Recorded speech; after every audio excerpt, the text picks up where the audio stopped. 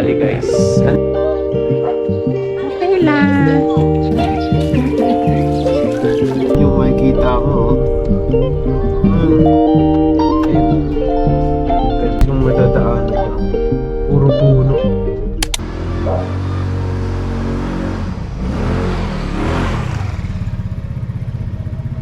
Ayan guys, good day. Ngayong araw pupunta tayo sa Bulacan. Tapos ituturo namin sa inyo yung shortcut. Kung manggagaling ka dito sa Montalban, Payatas Road, papunta ng Bulacan, 30 minutes to 45 minutes lang ang biyahe. Hindi ka na pupunta, dadaan sa Fairview, Commonwealth para makapunta ng Bulacan. Tuturo namin sa inyo yung shortcut.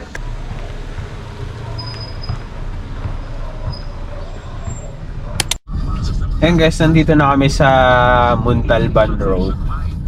30 kilometers lang galing dito papunta sa Bulacan. Hindi na siya dadaan ng Commonwealth tas Fairview papunta ng Bulacan. Meron ditong ibang daan, medyo konti lang yung dumadaan dito, pero maiiwasan kasi yung traffic dito sa Commonwealth, Fairview, tsaka papuntang Bulacan. Kaya mas okay dumaan dito. Papakita namin sa inyo kung saan at ano yung dadaanan para mas madali yung biyahe nyo papuntang Bulacan. Ito yung crossing dito sa may Montalban. Yung kanan na to, papunta yan sa may Robinson, papunta ng Simbahan. Tapos dito tayo didiretso. Didiretsohin natin to dapat. Yan. Ito kasi yung pag kumanan ka, yun yung Simbahan, Robinson, Centro Mall yan. Pero tayo, didiretso tayo dito. Dire-diretso lang to. Madadaanan mo yung Forest Lawn. Tapos dire-diretso pa. Tapos may kakaliwaan tayo papuntang Macabud. Guys, marami rin kayo madadaan ng 7-Eleven, Dali. Kung gusto nyo bumili ng foods, pwede kayo dumaan dito. Daan kami ng Dali. Ito yung Dali. Ang kulit.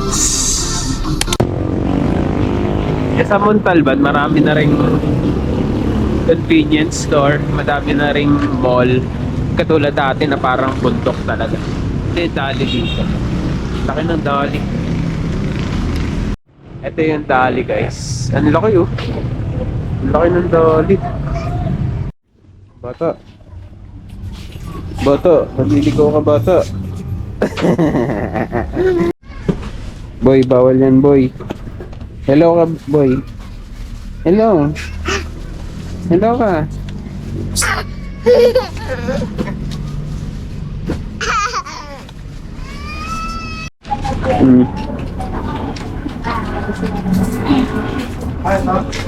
Sige na, tara na.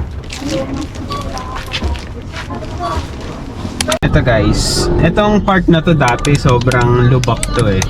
Pero ngayon maayos na. Ito yung ginagawa mo. Oo, yung last time na dumaan kami dito, ginagawa to kaya sobrang traffic. Dito guys, paglagpas nung Dali, malapit na yung lilikoan natin. Ito yung lilikoan natin. Medyo madilim lang, ewan ko kung makikita to sa video. Pero meron tong arko. May arko yan dito. Ito ah. Turn left. Dito tayo kakaliwa. Itong arko na to. Hindi ko pa kasi mabasa. Ito yung arko. Tapos kakaliwa tayo dito. Yan yung arko. Kakaliwa tayo ngayon dito. Tapos dire-diretso lang, main road lang. Tapos meron tayong madadaan ng konting rough road mamaya. Papakita ko sa inyo. Pero sobrang iksi lang yon. Pagkatapos ng rough road na yon, puro maayos na. Sedan yung gamit namin. Simple pa ba? Ilang beses na kaming nakakadaan dito, kayang-kaya. Hindi naman kami napaplatan or something. Dami nga lang truck din na dumadaan dito. Kaya kailangan din mag-ingat. Yan, car wash muna si Nero. Ni Mama at Daddy. na,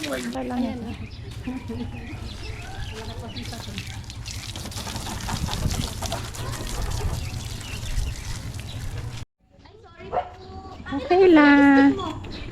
Hi, hi.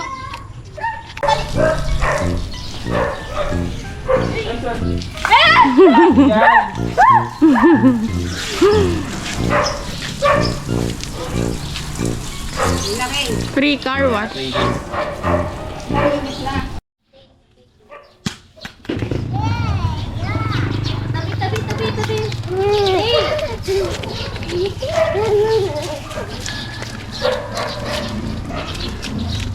Ay, wala na.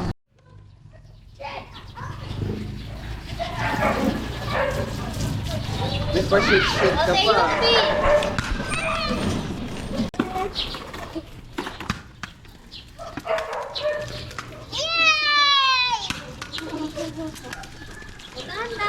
Huwag dun sa basa.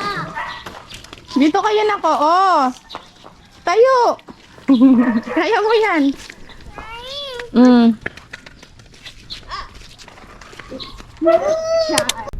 Pauwi na kami guys. Pakita namin uli yung daan, yung dinaanan namin kagabi.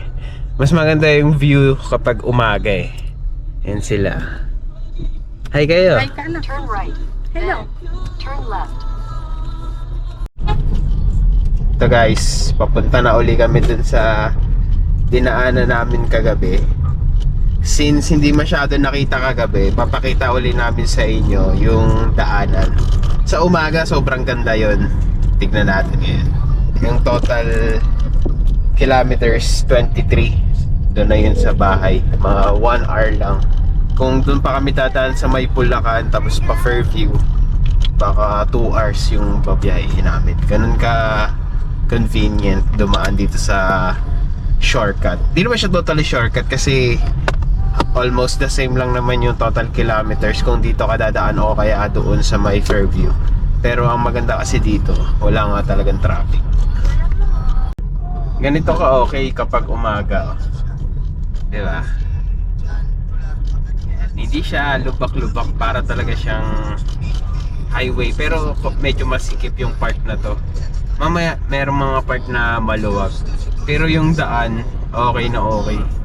Mas okay pa nga yung daan dito kaysa dun sa Bulacan eh. Kasi malubak-lubak dun eh sa ginagawang MRT.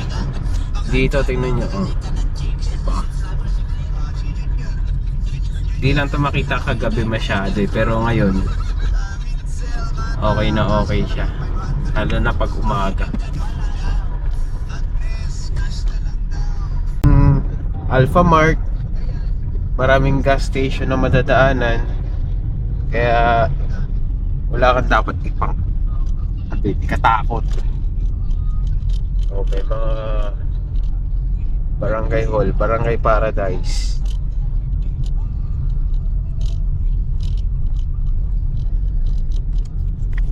Ito yung sobrang dilim kagabi oh. Pero ngayon okay naman.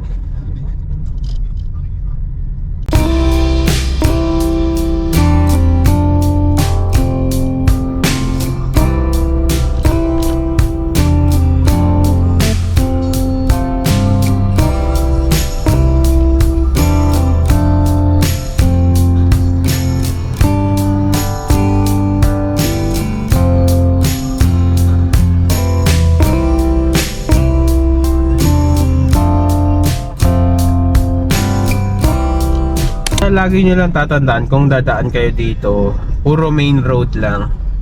Wala kayong dadaan ng iba. Basta pag dire-diretso nyo tong main road, makakalabas kayo ng Montalban. Kung galing kayo Montalban, ang labas nyo Bulacan, malapit na sa Star Mall. Ganito lang yung dadaanan no.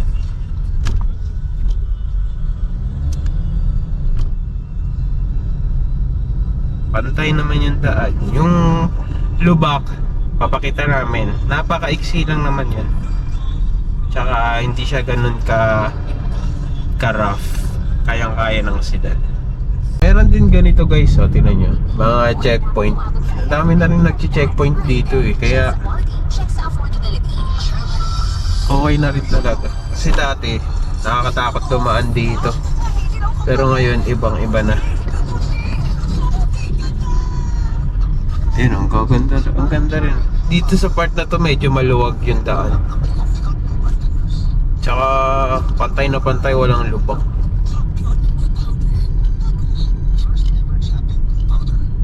Ayan guys, so ang ganda oh.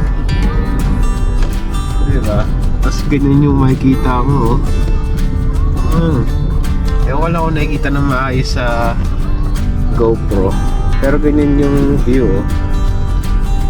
Ang ganda oh. Diba? Tapos ito na yung lubak. Medyo rough road. Tapos ganyan naman makikita mo, diba? Okay natin. Ito yung lubak.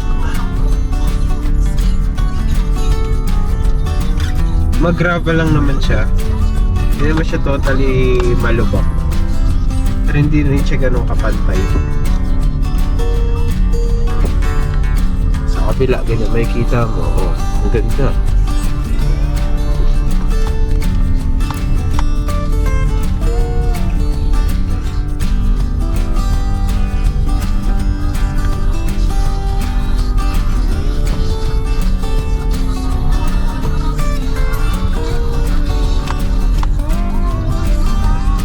Parang nasa Tanay. Naganda din yung view sa Tanay. Papunta tayo kay Lilia.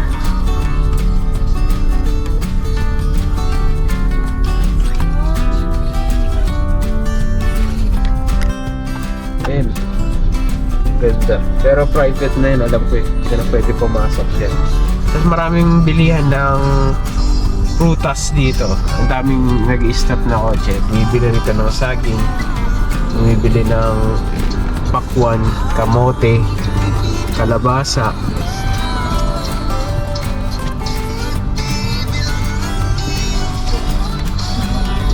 Ayan, daming prutas. Pakwan, sigulay. Pwede rin kayo bumili dyan. Bumili kami dati dyan ng pakwan. Pakwan mabili natin yan o saging? Ano mo guys yung madadaanan nyo? Puro puno.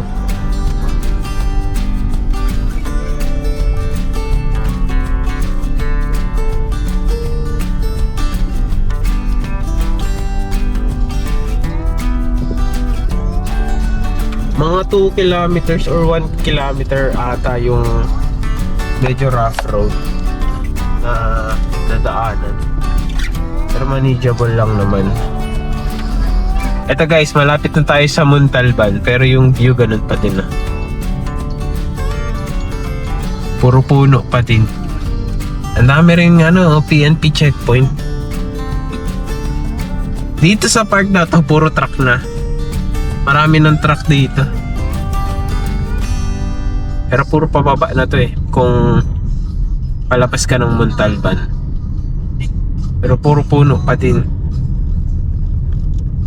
Kaya kung magmumotor ka dito, napakasarap siguro, no? Di pa kasi namin na-try magmotor dito eh. Pero okay din magmotor dito. Wag lang gabi. Tapos ikaw mag-isa, ano? Kailangan marami kayo kung magmumotor kayo ng gabi. Pero umaga, walang problema. Sa gabi lang talaga, pag gabi dito, wala kang makikita eh. Nabidyoan ba natin dito kagabi? Oo, pero so...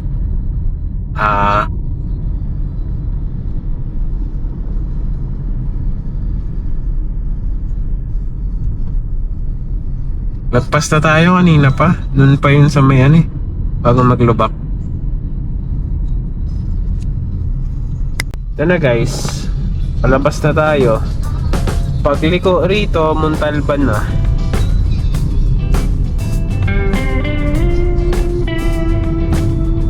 Wala pang 1 oras biyahe. 45 minutes lang ata.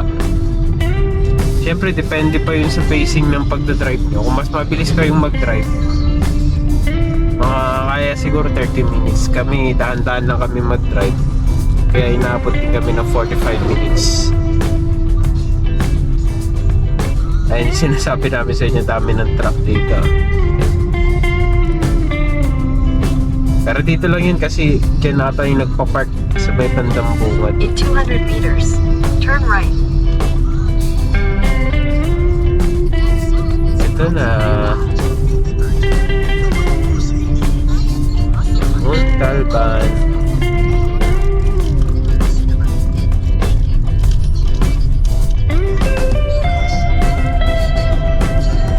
Turn right.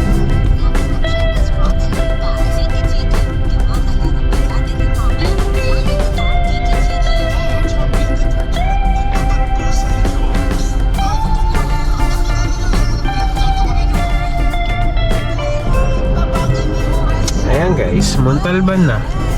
Etong kanan, ayan na yung papunta ng Payatas Road, Litex, Commonwealth. Yun lang naman ang gusto namin i-share. Yun pala, Barangay San Isidro yung Arco. Di kasi namin mabasa kagabi, sobrang dilim eh. Kasi ito na, Montalban na, dire-diretsuin nyo lang. Papayatas Road, Litex, tapos labas Commonwealth na. Yun lang. Salamat sa panonood. Subscribe kayo guys. Thanks.